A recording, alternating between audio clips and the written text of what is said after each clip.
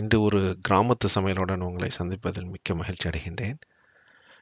என்னடா சம்மந்தமே இல்லாமல் வாய்க்காட்டையும் இதையும் காமிக்கிறான்னு பார்க்குறீங்களா?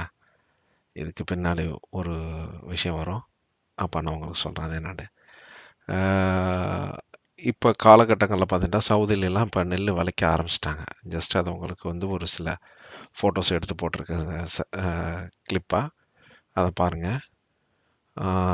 நம்ம ரைஸ் அதை வச்சு நம்ம கிராமத்து சைடில் சொல்லப்போனால் முஸ்லீம்கள் உள்ள ஊரில் வந்து இது வந்து காலை உணவாக செய்வாங்க. அதோடைய பேர் என்னன்னு சொன்னாக்கா பொரி அரிசி களி.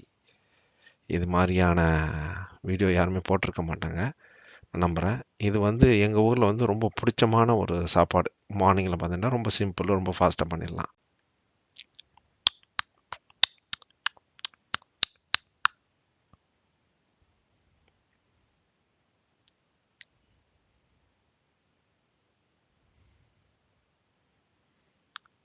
பச்சரிசி வேணுமானாலும் எடுத்துக்கலாம், புழுங்கரிசி வேணுமானாலும் எடுத்துக்கலாம், உங்கள் இஷ்டம்தான். நான் இப்போ எடுத்துக்கிறது புழுங்கரிசி எடுத்திருக்கேன். சாதாரண அரிசி. ஒரு கப்பு ரைஸ் எடுத்து இப்போ வந்து பேனில் போட்டு வறுத்து எடுத்தேன். அதை கொஞ்சம் ஆற விட்டுட்டு தான் மிக்சியில் போட்டு அடிக்கணும். ஏன்னு சொன்னாக்கா அப்படி இல்லைனாக்கா பயங்கர சூடாகி வந்து வெளியில் தெரிச்சிடும். அப்புறம் எல்லா இடமும் செதறி போயிடும் அரிசி.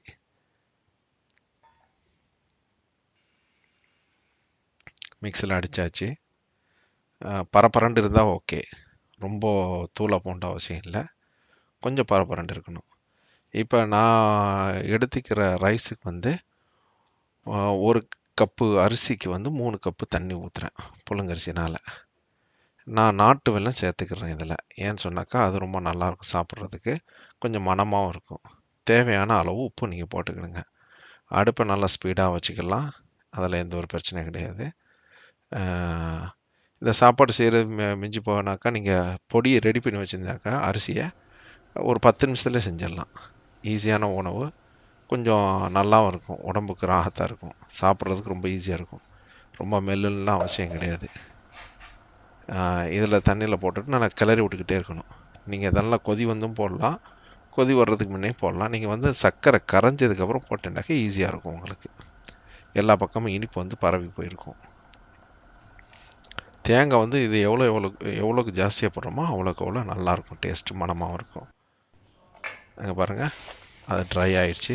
இப்போ தெறிக்கும், நீங்கள் ரொம்ப ஸ்லிம்மில் வச்சுக்கணும் இந்த நேரத்தில். அப்புறம் தேங்காய் வந்து நான் வந்து ஒரு தேங்காய் போட்டிருக்கேன். இதுக்கு ஒரு தேங்காய் போட்டு கிளறி விட்டுக்கிட்டே இருக்க வேண்டியதுதான். இப்போ இன்னும் ஒரு 2 நிமிஷத்தில் சாப்பாடு ரெடி ஆகிடும். உங்கள்ட்ட கமெண்ட்ஸை சொல்லுங்கள். இது உங்களுக்கு பிடிச்சிருந்தா நீங்கள் லைக் பண்ணுங்கள், ஷேர் பண்ணுங்கள், கமெண்ட் பண்ணுங்கள்.